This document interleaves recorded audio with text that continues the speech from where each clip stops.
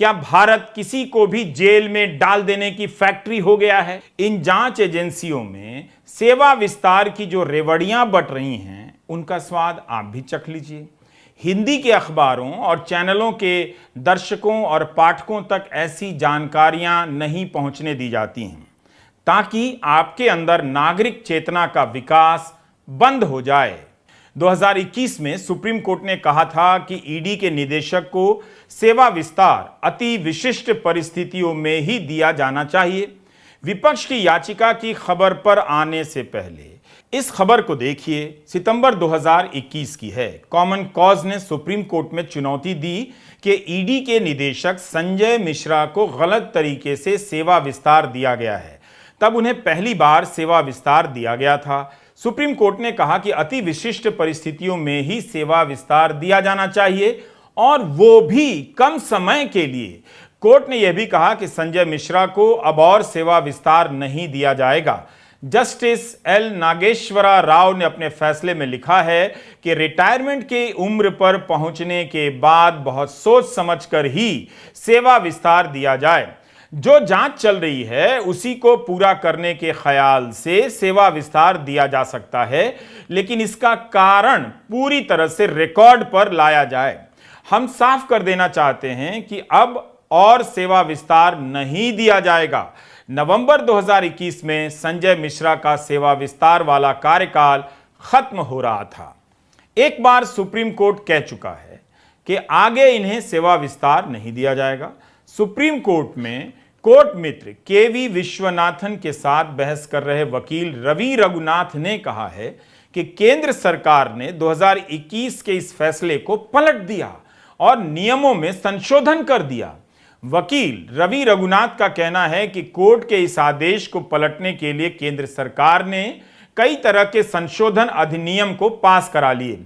नए नियम के अनुसार ईडी के नए निदेशक की नियुक्ति 2 साल के लिए होगी और उसके बाद एक साल कर कुल 5 साल का सेवा कार्यकाल दिया जा सकेगा। इससे तो प्रशासन में ही ठहराव आ जाएगा। दूसरे योग्य अफसरों को मौका नहीं मिलेगा। उनके लिए ईडी के शीर्ष पद पर पहुंचने का रास्ता बंद हो जाएगा। इससे एक काम और होगा, इस दफ्तर की स्वतंत्रता की बुनियाद ही हिल जाएगी। कांग्रेस के रणदीप सुरजेवाला और टीएमसी की महुआ मोइत्रा ने याचिका दायर की है। कुछ सोचकर ही 2 साल का कार्यकाल रखा गया होगा, मगर अब तो 3 बार सेवा विस्तार दिया जा सकता है। इस हिसाब से कार्यकाल 5 साल का हो सकता है। संजय मिश्रा भारतीय राजस्व सेवा के अफसर हैं। अब आप इन तस्वीरों को देखिए। पहली तस्वीर भारत की राष्ट्रपति द्रौपदी मुर्मू की है। राष्ट्रपति का कार्यकाल 5 साल का होता है। दूसरी तस्वीर प्रधानमंत्री मोदी की है। प्रधानमंत्री का कार्यकाल 5 साल का होता है। और ये तस्वीरें ईडी के निदेशक संजय मिश्रा और सीबीआई के निदेशक सुबोध कुमार जायसवाल की हैं। दिसंबर 2021 में पास किए गए बिल के बाद सेवा विस्तार के जरिए इनका कार्यकाल भी 5 साल का हो सकता है। मतलब अगर सरकार मेहरबान हो गई तो इनका कार्यकाल राष्ट्रपति और प्रधानमंत्री के बराबर हो जाएगा। कोई भी सरकार इन दोनों पदों को अपना आदमी के लिए रिजर्व कर सकती है। क्या इस पद के लिए इतनी बड़ी नौकरशाही में दूसरे योग्य अफसर नहीं होंगे? एक बार अपना आदमी मिल गया तो फिर भारतीय सिविल सेवा के कई बैच के अफसर इन पदों पर नहीं पहुंच सकेंगे। उन अफसरों की सोचिए जो इस तरह के शीर्ष पदों पर पहुंचने का सपना देखते देखते रिटायर हो जाएंगे और डर के मारे अखबार में नौकरशाही की स्थिति पर एक आर्टिकल तक नहीं लिख पाएंगे, जैसा कि 2014 के पहले खूब लिखा करते थे। सरकार के वकील ने कहा है कि सेवा विस्तार को चुनौती इसलिए दी जा रही है ताकि नेताओं को मनी लॉन्ड्रिंग के केस से बचाया जा सके। लेकिन सुप्रीम कोर्ट ने कह दिया कि वह याचिकाकर्ता के राजनीतिक संबंधों को लेकर चिंतित नहीं है। इसलिए 14 विपक्षी दलों की याचिका को हल्के में न लिया जाए कि जांच एजेंसियों का इस्तेमाल विपक्ष को खत्म करने में किया जा रहा है। केवल बीजेपी के विरोधियों को जेल भेजा जा रहा है और ईडी के निदेशक को सेवा विस्तार देते देते 5 साल तक इन्हें इस पद पर रखा जा सकता है। ठीक, अदानी समूह को लेकर जब हिंडनबर्ग की रिपोर्ट आई तब सवाल उठने लगा कि एलआईसी और एसबीआई ने निवेश किया है यह निवेश राजनीतिक है। इस आरोप के बीच में ही खबर आती है कि एलआईसी के सीईओ को तीसरी बार सेवा विस्तार दिया जा सकता है। बैंक ऑफ बड़ौदा के प्रबंध निदेशक को भी इसी साल 5 महीने का सेवा विस्तार दे दिया गया था। बाद में प्रबंध निदेशक जी ने बयान दिया कि उनका बैंक अदानी समूह में भरोसा बनाए रखेगा। यह है असली रेवड़ी। सेवा की रेवड़ी को सेवा विस्तार कहते हैं। इसलिए सुप्रीम कोर्ट में कांग्रेस नेता रणदीप सुरजेवाला, जया ठाकुर, तृणमूल सांसद महुआ मोइत्रा की याचिका में ईडी के चीफ के सेवा विस्तार को चुनौती दी गई है। बहस चल रही है, अभी फैसले का इंतजार है। इन दिनों बीजेपी राहुल गांधी को संभलकर बोलने की नसीहत दे रही है, लेकिन इसका तो जवाब दे दे कि बकायदा बुकलेट छपवाया हेमंता बिस्वा शर्मा पर, उसका क्या हुआ? क्या तब बीजेपी संभलकर नहीं चल रही थी? हेमंता बिस्वा शर्मा के मुकाबले अब शिवसेना के सांसद संजय राउत का मामला देखिए। राज्यसभा सांसद संजय राउत को 101 दिनों तक जेल में डाल दिया गया। बॉम्बे हाई कोर्ट में उनकी जमानत के विरोध पर सुनवाई चल रही थी। तब स्पेशल जज एमजी देशपांडे ने अपने आदेश में कहा कि इस मामले में 2 अभियुक्तों को अवैध तरीके से गिरफ्तार किया गया है। जज देशपांडे ने कहा कि गलत इंसाफ ना हो, यह भी एक जज का दायित्व होता है। किसी निर्दोष को जेल नहीं होनी चाहिए। फैसले के 153 नंबर पॉइंट में जज ने लिखा है कि मैं मानता हूं कि दोनों ही अभियुक्त को अवैध रूप से गिरफ्तार किया गया था। ईडी ने दोनों के साथ जिस तरह से भेदभाव किया है, दोनों को बराबरी का हक मिलना चाहिए। ईडी ने इस केस के मुख्य अभियुक्तों को गिरफ्तार नहीं किया। प्रवीण राउत को पहले जमानत पर रिहा किया गया था। कोर्ट के सामने ऐसा कोई साक्ष्य पेश नहीं किया गया कि वे जमानत की शर्तों को तोड़ रहे थे। उसी तरह संजय राउत के खिलाफ ईडी की जितनी दलीलें थीं, वो टिक नहीं पाईं। कोर्ट ने कहा कि यह केस दीवानी विवाद का है, लेकिन इसे मनी लॉन्ड्रिंग या आर्थिक अपराध बना देने से एक निर्दोष आदमी काफी बुरी स्थिति में आ जाता है। जब संजय राउत ने स्पेशल जज एमजी देशपांडे के सामने हाथ जोड़कर कहा कि मैं आभारी हूं, तब जज देशपांडे ने कहा कि आभार की बात नहीं है, हम अपना फैसला मेरिट पर देते हैं। जहां मेरिट नहीं होता, हम उस पर फैसला नहीं देते हैं।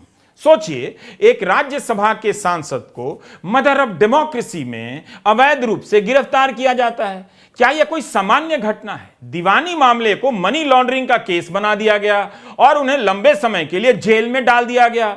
इसलिए पीएमएलए एक्ट, जिसे मनी लॉन्ड्रिंग एक्ट कहा जाता है, इसके तहत ईडी के अधिकारों को लेकर बहस हो रही है, क्योंकि इसके तहत ईडी को गिरफ्तारी का आधार बताने की जरूरत नहीं, वो उठाकर ले जा सकती है।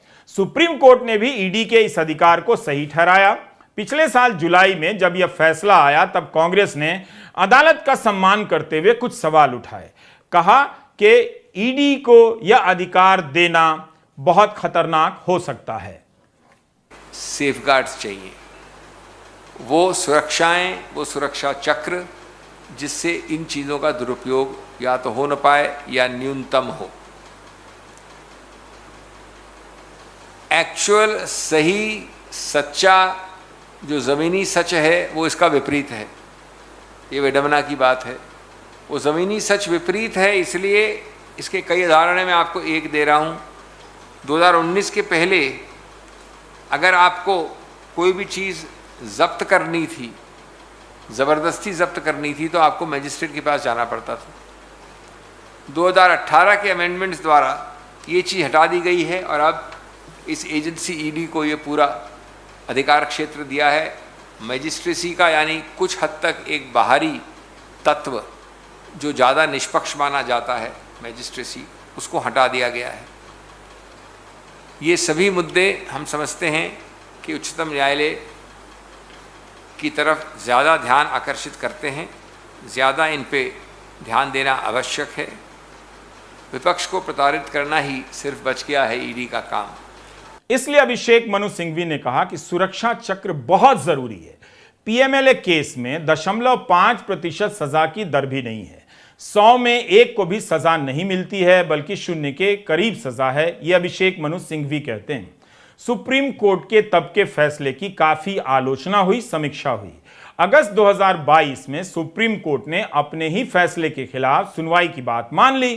कांग्रेस के सांसद कार्ति चिदंबरम और महबूबा मुफ्ती समेत अन्य लोगों की याचिका स्वीकार कर ली गई। उस दौरान कोर्ट में सीजेआई रमना की बेंच ने कहा कि बिना विस्तृत व्याख्यान के कानून का गलत इस्तेमाल होने की आशंका है। असल में होता यह है कि अब खबरें बहुत कम हैं। हिंदी के अखबार इन खबरों को इस तरह से एक जगह जमा कर विस्तार से नहीं बताते। नतीजा यह होता है कि आप फैसला सूचनाओं के आधार पर कम, धारणाओं के आधार पर ज्यादा करते हैं। हिंदी अखबार पढ़ते समय सावधानी बरतिए, सोचिए कि क्या और कैसे लिखा जा रहा है, उसमें जानकारी कितनी है, प्रोपेगेंडा कितना है। पीएमएलए मामले में अपील के लिए एक ट्रिब्यूनल बनाया गया। 21 सितंबर 2019 को इसके पूर्णकालिक chairman justice Manmohan Singh retire हो जाते हैं। उसके बाद जस्टिस जीसी मिश्रा को चेयरमैन बनाया जाता है, जो कार्यवाहक चेयरमैन के रूप में काम करते हैं। कांग्रेस ने जुलाई 2022 में ये सारे तथ्य सामने रखे कि ट्रिब्यूनल का कोई पूर्णकालिक चेयरमैन नहीं है। 10 सितंबर 2022 के इंडियन एक्सप्रेस की रिपोर्ट देखिए। मद्रास हाईकोर्ट के चीफ जस्टिस के रिटायर होने के 4 दिन पहले ही उनकी इस पद पर नियुक्ति का आदेश आ गया, ऐसा इस खबर में दावा किया गया है। खबरों को देखने और पढ़ने की आदत बदल लीजिए। मीडिया जानता है कि आपके पास जानने का समय और धीरज कम हो चुका है, इसलिए किसी को पेशाब करते हुए का सीधा प्रसारण आपको दिखाया जा रहा है। अब खबरें एक जगह इस तरह से विस्तार में नहीं बताई जाती हैं जिस तरह से हम बता रहे हैं। लेकिन जब हमने ईडी से संबंधित इन खबरों को एक जगह समेटा, तब दिखने लगा कि इसके जरिए इस देश में क्या चल रहा है। विपक्ष के आरोप हवा में नहीं लगते हैं। मदर ऑफ डेमोक्रेसी में यह सब खुलेआम हो रहा है। एक राज्यसभा सांसद को अवैध रूप से गिरफ्तार किया जाता है। अवैध गिरफ्तारी पर कोई कार्रवाई नहीं होती है। क्या भारत किसी को भी जेल में डाल देने की फैक्ट्री हो गया है? इसलिए विपक्ष कोर्ट से गाइडलाइन चाहता है कि गिरफ्तारी का तरीका क्या हो, आधार क्या हो, सुप्रीम कोर्ट बताए। आपने किसी बीजेपी नेता को कब देखा है? मेघालय की सरकार को सबसे भ्रष्ट बताने वाले गृहमंत्री अमित शाह थे, मगर उस आरोप का क्या हुआ? कर्नाटक में घूस मांगने के इतने गंभीर आरोप लगे, लेकिन क्या हुआ? अदानी समूह पर इतने गंभीर आरोप लगे, मगर कोई जांच नहीं। विपक्ष के नेता जब तक गिरफ्तार कर लिए जाते हैं, जब तक हालत यह हो गई है कि ये एजेंसियां कैसे काम करें और कैसे गिरफ्तार करें, इसे लेकर विपक्ष कभी इनके दफ्तर जा रहा है तो कभी सुप्रीम कोर्ट से गाइडलाइन की मांग कर रहा है। आखिर बीजेपी जो दिन रात विपक्ष के खिलाफ प्रेस कॉन्फ्रेंस कर रही है, वो अदानी समूह पर लगे इन आरोपों पर क्यों नहीं बोल रही है? क्या बीजेपी एक दिन अदानी को भी ओबीसी बताने लग जाएगी? सवालों की हालत इन फड़फड़ाते कबूतरों के जैसी हो गई है। जितनी बार उड़कर गेटवे ऑफ इंडिया के ऊपर मंडराते रहे, सवाल उठाते रहिए, लेकिन सरकार गेटवे ऑफ इंडिया की तरह चुप है। ईडी की ये सब कहानियां हैं। सुप्रीम कोर्ट में क्या फैसला आएगा कोई बता तो नहीं सकता, मगर कई ऐसी घटनाएं हैं जिनके आधार पर शक को मजबूती मिलती है कि इस संस्था के इस्तेमाल से क्या हो रहा है। अवैध रूप से राज्यसभा का सांसद गिरफ्तार होता है। मदर ऑफ डेमोक्रेसी में फादर ऑफ पावर बेलगाम हो गया है। नमस्कार, मैं रवीश कुमार।